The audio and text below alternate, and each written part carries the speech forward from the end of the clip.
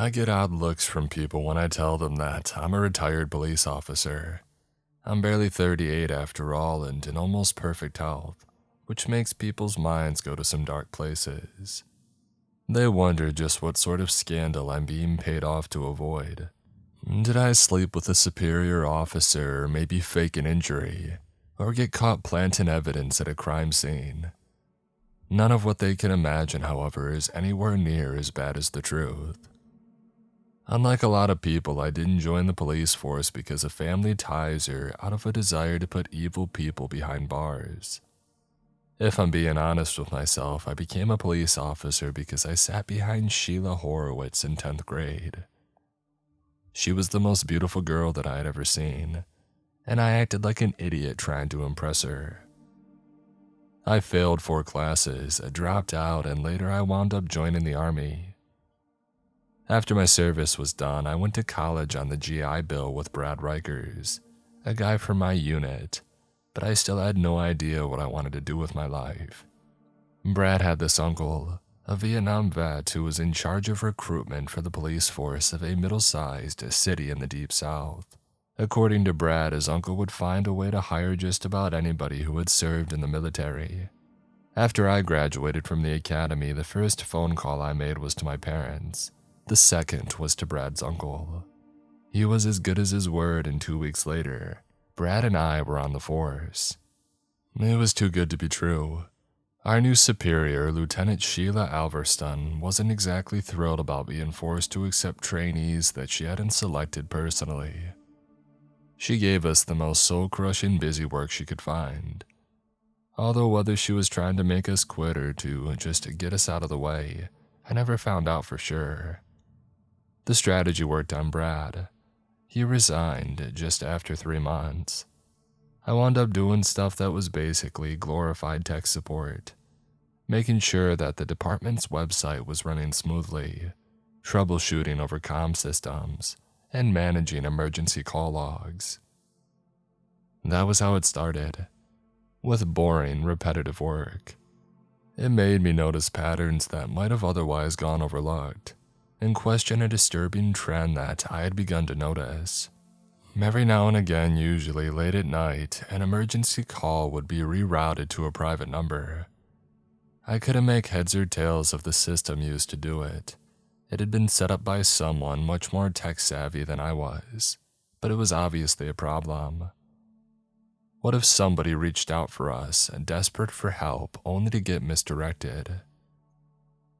I had expected that Lieutenant Alverston would be grateful for my discovery, but it only seemed to irritate her. "Oh, is this what we pay you for?" her expression said just before she slammed her office door in my face and made a phone call. The next morning, I ran into a dark-haired guy wearing an expensive suit and rimless glasses. He was doing something with the server hub. I had never seen him around before, but when I asked to see his identification, he laughed in my face. Moments later, Lieutenant Alverston's office door flew open. She wanted to see me now. If I was so interested in checking people's IDs, she had snapped, then maybe I should quit and work in a liquor store. She must have spent half an hour criticizing everything from my attitude to my haircut. By the time she finally ran out of steam, rimless glasses guy was gone, and so were the mysterious call logs. If Lieutenant Alverston hadn't been so harsh with me, I might have shrugged my shoulders and gone on with my life. But the injustice of the whole thing burned in my gut like a lump of hot iron. Who the hell was she to punish me for doing my job? The more time that I spent gnawing over my bitterness and resentment, the more obsessed I became with what I had learned. I had no doubt that calls were still being transferred away from the station, but I could no longer access them myself. I needed an accomplice. Rebecca Grimes was the only dispatcher that I knew. We had met while Lieutenant Alverston had me working the night shift. I had given her a ride home once when her car wouldn't start. Rebecca owed me a favor, and giving me a time and place when a call bounced wasn't too much to ask, was it? I brought her a coffee before I made my request, just in case. It was 10:30 p.m. and we had the phone station to ourselves. When I arrived, Rebecca was twisting her curly blonde hair around her finger, a nervous tic I had first noticed while driving her home. She was short and skinny with wide eyes and a sharp chin that made her look like a fairy from some storybook. She cussed like a sailor though, and never lost her cool, not even on the most disturbing of those late night calls. It turns out that Rebecca had noticed the same pattern that I had, but she figured the calls were being rerouted to some other dispatcher. She was fascinated by my story about my boss's outburst and the sweater man, as I had begun to call him, and she offered to help me right away. When the next rerouting happened, Rebecca agreed to text me its place of origin. That way I could see for myself and just who was responding to these calls. We got lucky, or at least it felt that way at the time. The call came in at 1:17 a.m. on a Monday, my night off, and the location was less than 15 minutes from my house. I was off duty, but I rocketed down those foggy after midnight streets as though I had my sirens flashing. The coordinates that Rebecca had given me were on the shoulder of a nearby highway, about 5 miles from any exit. It was an eerie feeling being the only car on the 4-lane interstate. The glow of the overhead lights on the asphalt seemed to promise that something was about to happen tonight. Something life-changing. But when I approached the scene, all I found was an old blue sedan with a flat tire and a college-aged girl shivering on the side of the road. More disappointing still, there were already officers on the scene. A pair of them were wrapping a blanket around the girl's shoulders, while the 2 others extracted something from the rear of their black van. So that was it then. There was nothing sinister at work here. The calls were just being transferred to a different division. I had invested so much time and energy in the mystery that I suddenly felt hollow. There was nothing special about me or what I had discovered. I was just a boring, petty person in a boring, petty job who happened to be cursed with an overactive imagination. Right? As I passed by slowly, the hairs on the back of my neck all stood up at once. I realized that the flashing blue and red siren was the only indication that the men in the van were officers at all. And what were they doing with that car jack? And moving the vehicle shouldn't have been a priority, not unless they were trying to get rid of it. Now that I was closer, the girl didn't look unnerved by her car accident. She looked unnerved by the officers around her. The 2 carrying the car jack turned to watch me as I passed by. There was something off about their faces, but between the distance, my speed, and the shadows cast by their caps, I couldn't make out exactly what it was. I still wasn't sure whether the whole thing was as ominous as it had begun to seem, but I knew how to find out. There was a rest area a few miles ahead. I could pull off and wait for the black van to pass by, and follow it to its destination. If it went to a station in the next county over to that young woman's home, then fine. I could go home relieved, even if I felt like a paranoid idiot. If not though, what then? I pulled into the deserted rest area parking lot and I killed the headlights, but I left the engine running. It felt like forever before the black van sped past, along with the woman's car. Its tire had been changed and one of the officers sat behind the wheel. With a sinking feeling in my gut, I shifted into drive and followed the 2 vehicles to the next exit. As much as I tried to hang back, it was obvious what I was doing. There were no other cars on the road.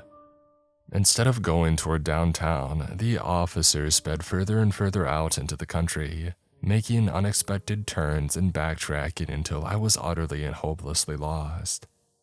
Out here, it was all rustling leaves, empty black fields, and the lights of distant farmhouses. I took a turn too quickly and I slammed on the brakes. The black van was parked sideways in the middle of the road. And where was the college girl's sedan? It backed slowly out from a gravel turnoff, sealing off the road behind me. For a while, I sat with the engine idling, breathing hard. I mean, what the hell was going on? Without warning, several car doors opened at once. 4 uniformed men approached my car, moving in perfect lockstep as though they had done this many times before. All of them carried pistols, gloves, cuffs, and heavy mag lights. The nearest flashed a bright beam through my driver's side window. "What seems to be the problem, officer?" he growled, and the rest of them laughed. They were using some sort of device to disguise their voices, I realized, and that wasn't all. Now that they were right in front of me, I could see why the girl had been so bothered by their faces. Every one was exactly the same. Each officer wore the same hyper-realistic mask. It was a caricature of a clean-shaved white guy with a strong jaw, a wide grin, and black aviator sunglasses. Their uniforms, too. They looked a lot more like costumes up close. A bead of sweat trickled down my spine. I was cornered, alone, and outnumbered 4-1. Why hadn't I told Rebecca where I was going or kept her up to date on my progress? The stranger cocked his eerie plastic face to the side, waiting. He drummed his fingers impatiently on his nightstick, like he couldn't wait for a chance to use it. No problem, I gulped. And then you had best run home to Lieutenant Alverston, hadn't you? I clenched my teeth. They knew who I was, of course they did. They must have had access to all our systems. Suddenly, and with incredible force, the masked stranger swung his nightstick at my windshield. I winced. He held back at the last second, giving the glass nothing more than a light tap. There it was again, that awful mechanical laughter. The 4 of them turned back to their vehicles, and there was no sign of the girl. I messaged Rebecca and told her to meet me at the 24-hour diner across the station as soon as she had finished her shift. I went there myself and ordered a coffee. There was no way that I would be sleeping anymore that night. What was going to happen to that girl? And what had already happened to the other people whose calls had been redirected? By my count, there had been 7 of them during the past 4 years, and I was willing to bet that if I compared those dates to missing persons reports, I would notice a troubling pattern. Rebecca showed up at 6:05. Her face flushed with excitement, but when she saw the look on my face, she ran to my table and asked me what was wrong. She even gripped my hand.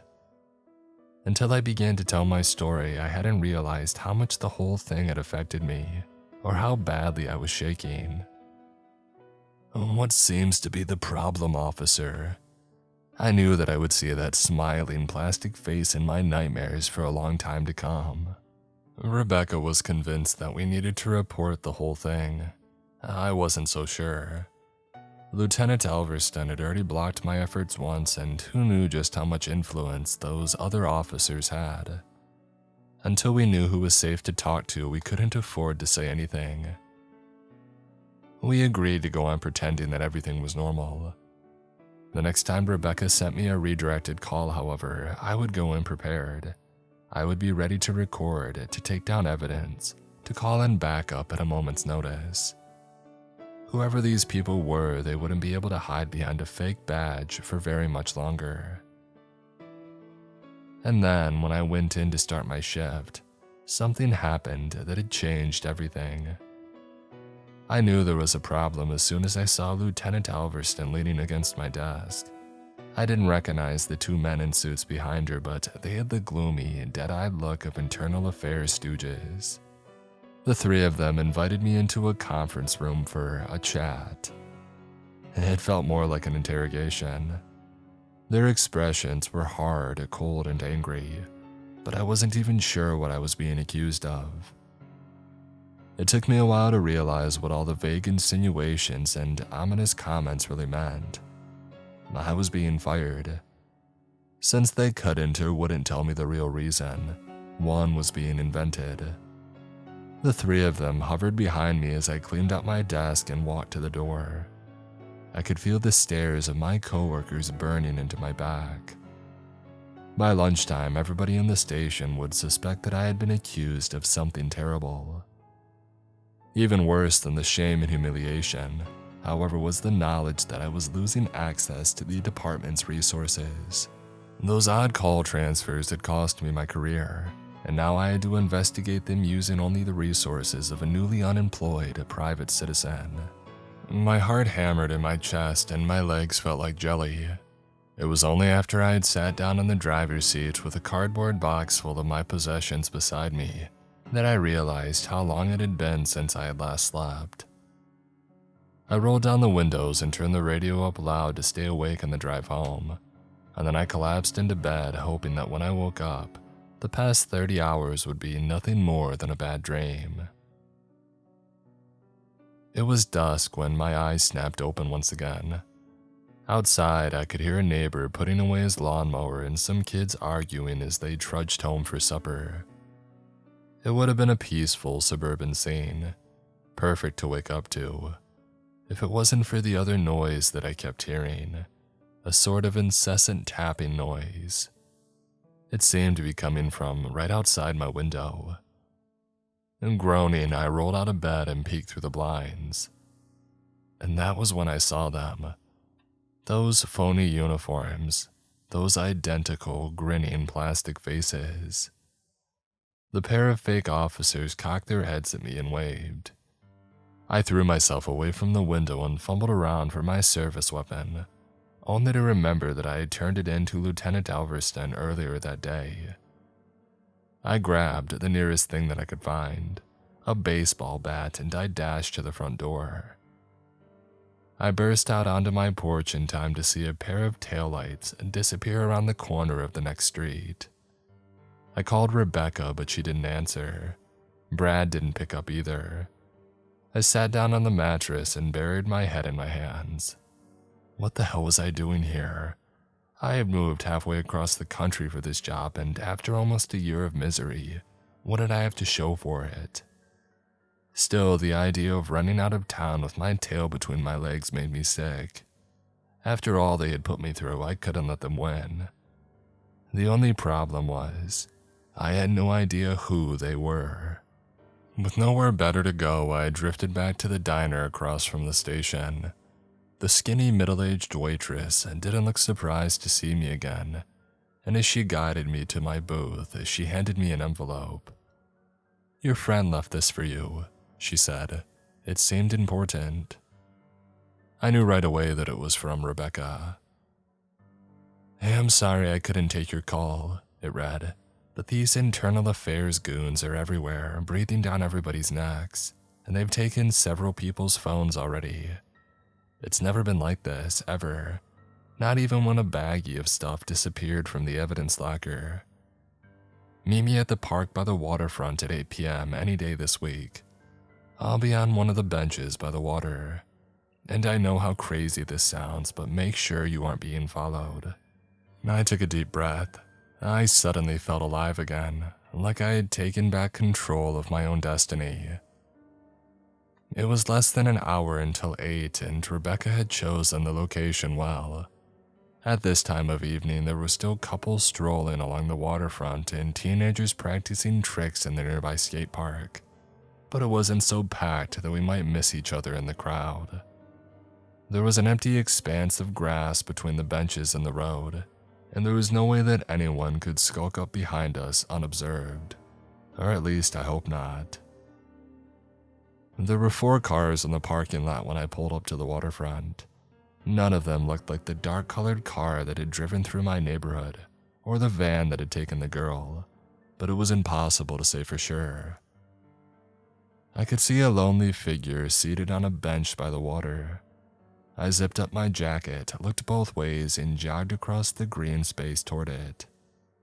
Rebecca was as good as her word, but when I sat down beside her, she burst into tears. She had lied under oath about contacting me, she explained, and if she was discovered, it would mean the end of her career, maybe even jail time.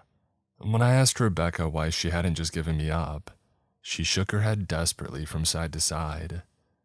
"It wouldn't have been right," she said. "I think one of them was watching. He stood behind the internal affairs guy with the light at his back so I couldn't see his face. But I could see the light reflecting off his rimless glasses, and I would have sworn that he was wearing a black turtleneck sweater." Another sob made her shoulders shake.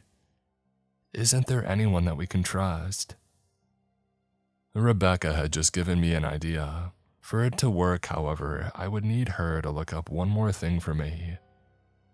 Brad's uncle lived in the kind of neighborhood that I had dreamed about as a kid.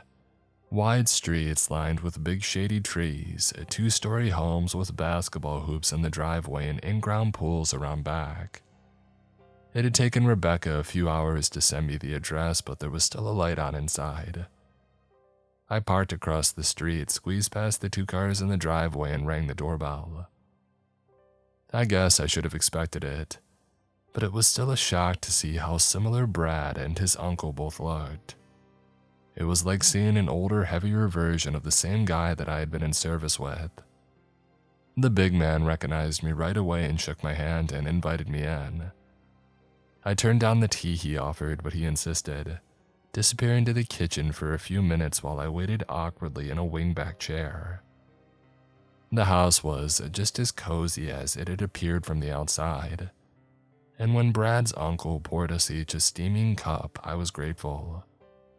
After everything that had happened, I hadn't realized how much I had needed this kind of comfort. Brad's uncle already knew about me being fired, and he wanted me to know that he had nothing to do with it. His hands were tied, he said.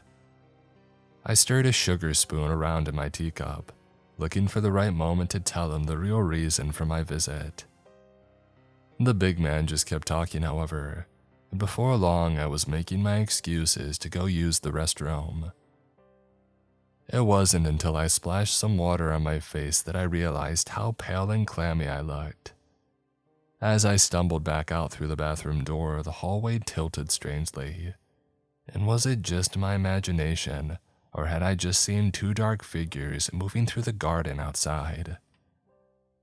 I practically fell into my chair and looked around for Brad's uncle, and he was nowhere to be found. All that was left was those 2 half-empty cups of tea. I tried to rise to my feet again, but I couldn't. The front door opened, and the last thing I saw was 3 masked figures in phony uniforms pulling a black bag over my head. When I regained consciousness, I was laying on my side atop a metal bench in a room that looked like a jail cell, except I knew that it wasn't. The musty, recycled air and the absence of windows gave me the sickening feeling that I might actually be underground. This long hallway of cages wasn't a place to hold suspects awaiting trial. It was somebody's private prison. The smell of bleach in the air and the echo of dripping water suggested that somebody else had been here recently, and whatever had happened to them required a lot of cleaning up. I rose unsteadily to my feet and shook the bars. They were just as solid as I feared. My mouth tasted like cotton. Whatever I had been drugged with had left my muscles feeling limp and numb. I paced back and forth. That awful sensation of being trapped underground grew worse with every passing second. And then someone began to hum. Da da da da da da da da da. Every verse was driven home by a loud clang. Probably a nightstick being smashed against cell bars. It sounded like it was coming closer and then it stopped entirely. The silence was so heavy that I could hear my own heartbeat, and then my cell door creaked open. Whoever ran this place, they were screwing with me. It was easy to imagine a hidden camera in some corner of the corridor, with several of those masked figures leering down and laughing at my fear. I didn't want to go toward the source of the noise, but for all I knew, the door would slam shut again if I waited too long. Maybe letting me starve to death in here was just another part of their game. I staggered into the brick corridor and moved toward its end as quietly as possible. As soon as I had reached the corner, I was greeted with another reverberating clang. 2 of them were there, of course they were. Smiling plastic masks, phony uniforms, and nightsticks and all. They began walking toward me from the end of the corridor, smashing their batons against the empty cells after every step.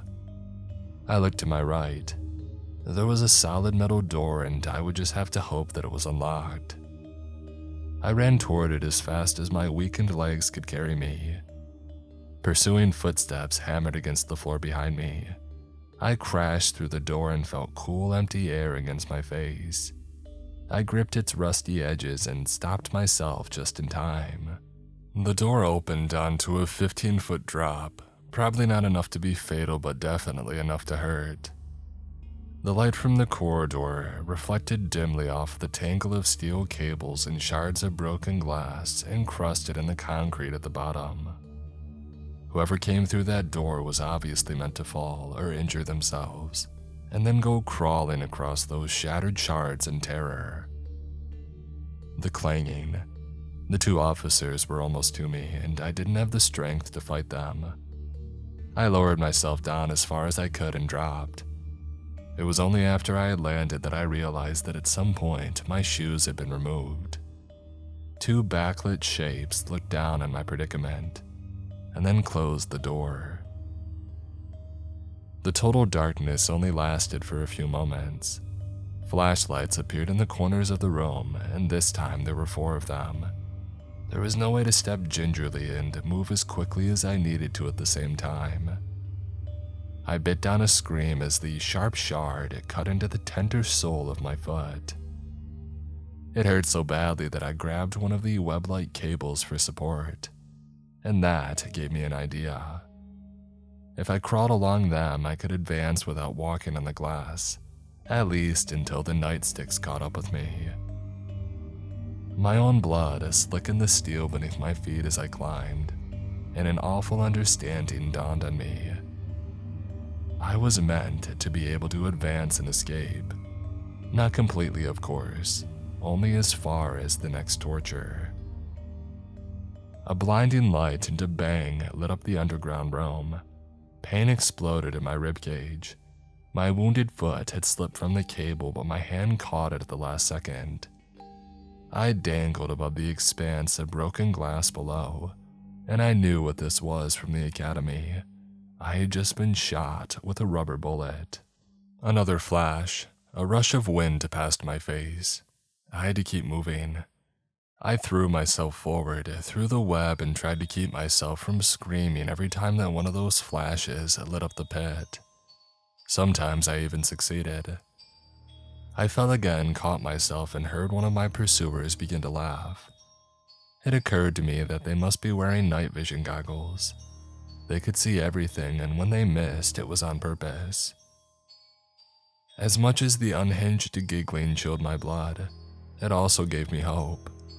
Those echoes meant the chamber was smaller than it had seemed in the pitch blackness. Before long, my fingers were brushing against damp concrete.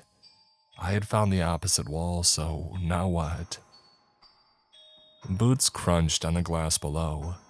I pawed frantically at the solid brick in search of an opening, but when I finally found one, the stench on the other side made me feel sick.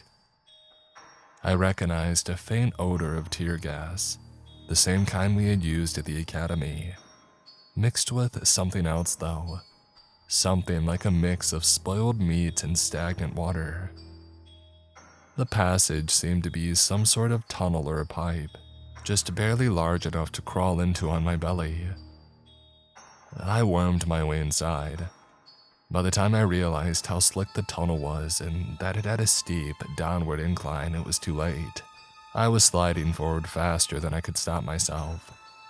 I scratched at the walls with my fingernails, but there was nothing to get a grip on, and before I knew it, I had slipped out into a puddle of water on a moldy tile floor. Oh, the smell was unbearable. An alarm sounded overhead. Blinking red lights lit up the space. My heart was racing, but I was starting to get a feel for the space that I was in. It had probably been some sort of factory, abandoned and then repurposed for these games. The area that I had come crashing into was probably once a large washroom. There were plenty of places to hide, but I didn't think it would do me much good. Several dark shapes lay scattered on the floor of this room. In the flashing crimson glow, I could barely make out their features. The nearest one was the bloated corpse of a middle-aged man.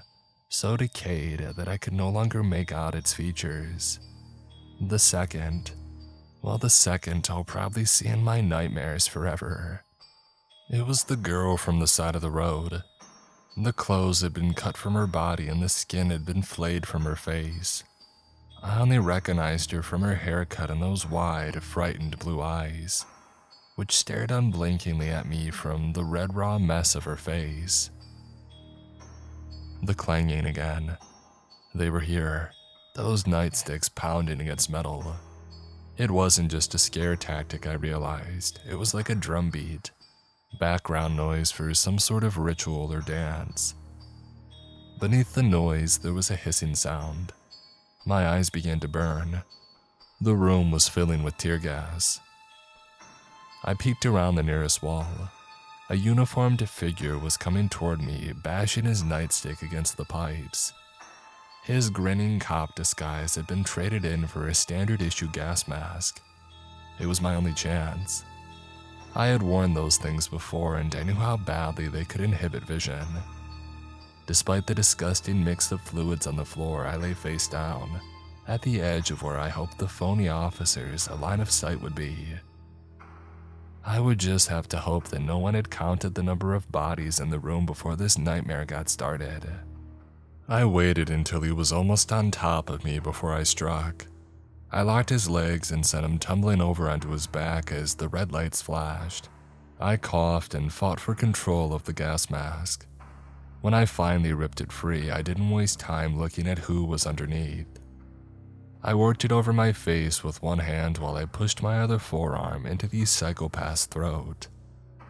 Whoever they were, they obviously hadn't expected that their victims would put up any resistance. With the gas mask in place, I could finally turn all my efforts against the squirming, kicking form beneath me. I slammed my elbow into his head until it lay still, and then I dragged it to a shadowy corner and got to work at taking off its uniform. I didn't have much time. Another one of them might stumble upon me at any moment. My nose was running and my vision was blurry from the gas that I had been exposed to so far, but I was still able to pull the phony officer's so-called uniform on over my clothes. It would be enough to confuse them for a little while, I had hoped. The first test came quicker than I thought it would. I had barely gotten to my feet when a masked figure appeared around the wall in front of me. I froze, then remembering who I was supposed to be, shook my head slowly. Disappointed, the figure bashed his nightstick on the nearest pipe and stalked away. The fog-like fumes from the tear gas made it difficult to see, but I needed to look like I knew exactly where I was going. I finally found the exit at the end of the fourth passage that I tried. This time it was a ladder leading to a shattered upper level. I made it halfway up before three dark shapes below suddenly gave chase. Instead of angry shouts or cries of warning, they just pointed up at me and laughed. That cheerful, demented sound echoed eerily among the concrete columns of the second level. This was it, I thought. I could see the broken windows already, and from here I could jump from this hellish place and make a run for it. As I ripped off the gas mask, a rubber bullet whizzed past my head. Another hit me in the calf and I stumbled but kept running. Trees rustled in the cool night breeze outside. The overgrowth reached right up to the edge of the derelict factory, close enough, I thought, to break my fall. I gritted my teeth and jumped. I tumbled through a tangle of sticks and leaves, but finally managed to dig my fingernails into the bark of a more solid branch. Floodlights blazed to life, lighting me up as I shimmied down the tree. Dogs bayed from somewhere behind me, a savage, hungry sound that made my hair stand on end like a hunted rabbit's. I took off running, since I didn't know where I was and couldn't see any further than the floodlights showed. One direction was as good as any other. I wondered how many other captives had made it this far, and how many were still rotting in these woods while their families put up missing persons flyers. I could climb through webs of cables, endure tear gas, and steal one of my pursuers' uniforms. I could run on wounded feet and use foliage to break my fall. But I could not escape from a pack of hunting dogs. Now I understood where my shoes had gone. The pack probably already had my scent. I kept going, unsure whether it was slick leaves, mud, or my own bloody bare feet that were making me slip. The barking was getting closer, and that wasn't all. I could hear hoofbeats too. They were coming on horseback. I would like to say that I grabbed a log and brandished it above my head, determined to go down fighting, but I didn't. I couldn't go any further. I sat down against a rotted tree stump, closed my eyes, and cried. A shrill whistle split the night air. The dogs fell silent. A horse snorted and approached me slowly. I opened my eyes, not sure I wanted to see. A fake cop mask smiled down at me. The man on the back of the thoroughbred in front of me shined his flashlight into my face with one hand, and with the other he threw a white envelope into the mud at my feet. I wiped the snot and tears from my face with the back of my hand, and then I opened it. It was nothing but Polaroid photos of people's homes, but I recognized every one of them. My parents' place, several states away. The apartment of my best friend from high school. A blurry photo of a duplex taken at night. Through the brightly lit window, I could see the girl that I had dated for several months in college chopping vegetables.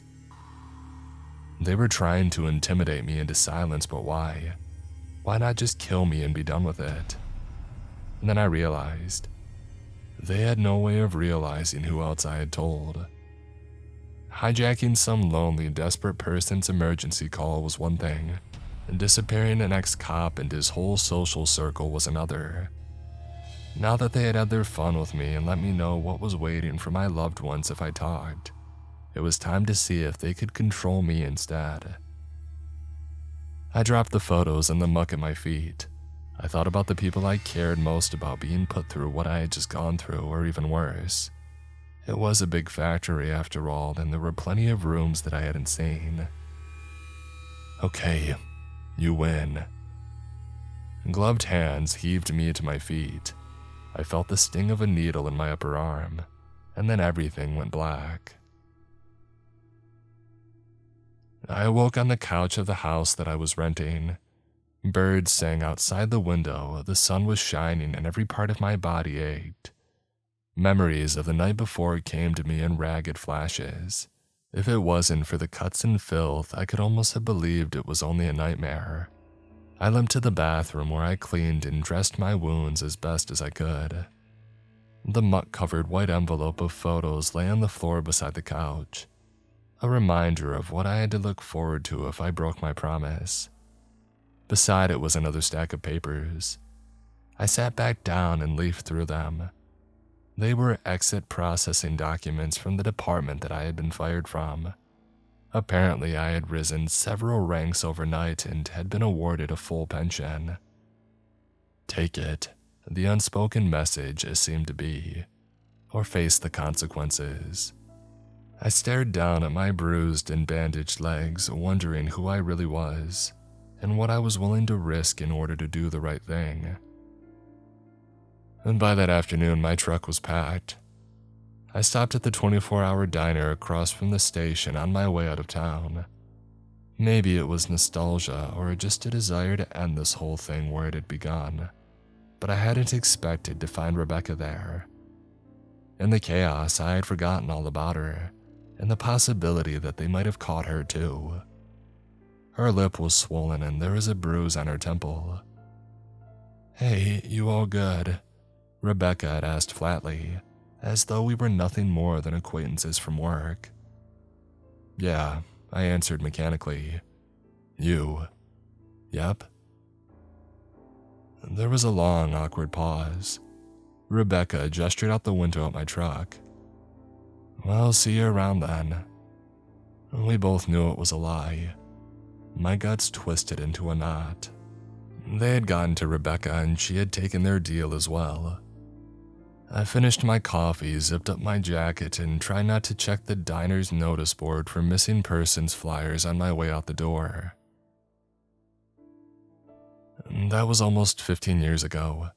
I wish I could say that I enjoyed my cushy paycheck and all the free time that it gave me, but the truth is that I spent most of my life trying to not think about what was happening in the town that I left behind, and within the walls of an abandoned factory somewhere in the woods nearby. Then a few weeks ago, I got a diagnosis from my doctor, the sort of diagnosis that makes a man rethink his life priorities, the people who I feared losing have already passed on. And before long, there isn't going to be anything that anyone can do to hurt me anymore.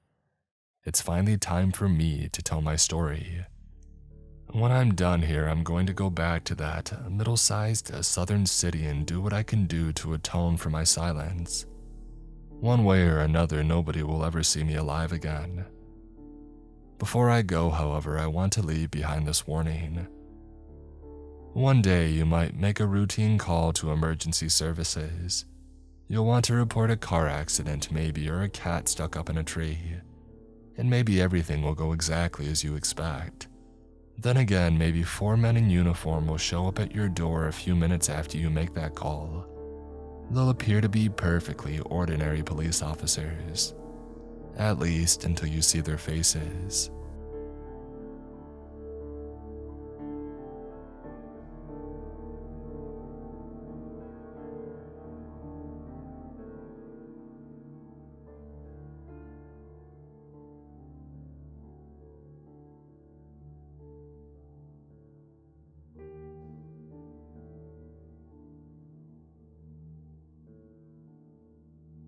Susan Korndacki, Ray, Nelson Asada, Die Screamy, and me, Gasher, Dalamagara, That One Woodsman, Sonic GMD, Leon Takio Cirilla, Mina Lynn Kidder, SWAT, Damon McCory, Mark Norman, yours truly, Dino, Lunas TV, Wayward Son, Deuce X Nihilo, Big Country Allen, Pamela Shockley, Sleepy Shroomy, Caleb Windsor, Kathy McGuire, Page Martin, Richard Friends, Shrimpo the Shrimp, MP Massacre 91, Jacob Bartlett, Miss Eldridge, Casey Long, Justin Foden,